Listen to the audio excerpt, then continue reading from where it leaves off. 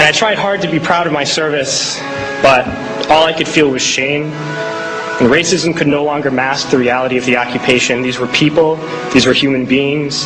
I've since been plagued by guilt anytime I see an elderly man, like the one who couldn't walk, who we rolled onto a stretcher and told the Iraqi police to take him away. I feel guilt anytime I see a mother with her children, like the one who cried hysterically and screamed that we are worse than Saddam as we forced her from her home.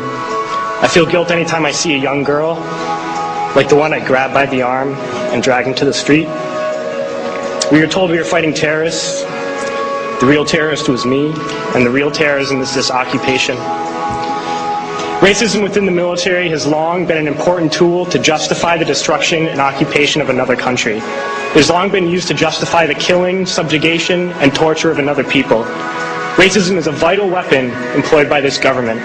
It is a more important weapon than a rifle, a tank, a bomber, or a battleship. It is more destructive than an artillery shell, or a bunker buster, or a Tomahawk missile. While all those weapons are created and owned by this government, they are harmless without people willing to use them. Those who send us to war do not have to pull a trigger or lob a mortar round. They do not have to fight the war, they merely have to sell the war. They need a public who is willing to send their soldiers into harm's way. They need soldiers who are willing to kill and be killed without question. They can spend millions on a single bomb, but that bomb only becomes a weapon when the ranks in the military are willing to follow orders to use it. They can send every last soldier anywhere on earth, but there will only be a war if soldiers are willing to fight. And the ruling class, the billionaires who profit from human suffering, care only about expanding their wealth, controlling the world economy. Understand that their power lies only in their ability to convince us that war, oppression, and exploitation is in our interest.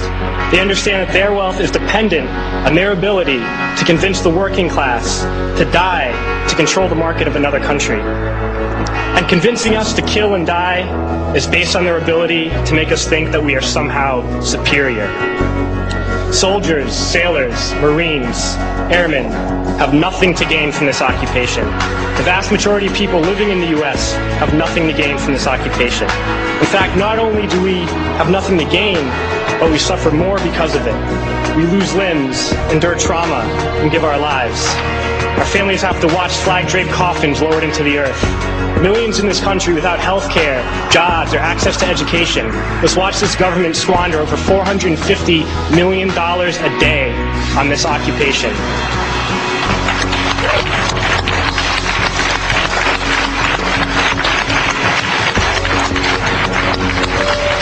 Poor and working people in this country are sent to kill poor and working people in another country to make the rich richer.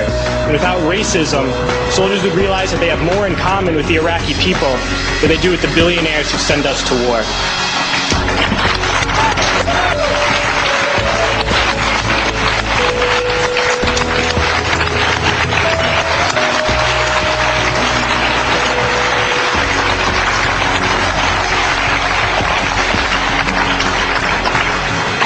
I threw families onto the street in Iraq, only to come home and find families thrown onto the street in this country, in this tragic and unnecessary foreclosure crisis.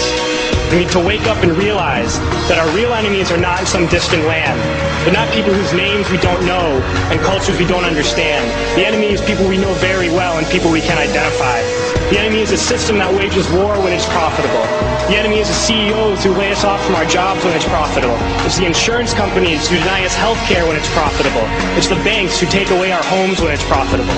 Our enemy is not 5,000 miles away. They are right here at home. If we organize and fight with our sisters and brothers, we can stop this war, we can stop this government, and we can create a better world.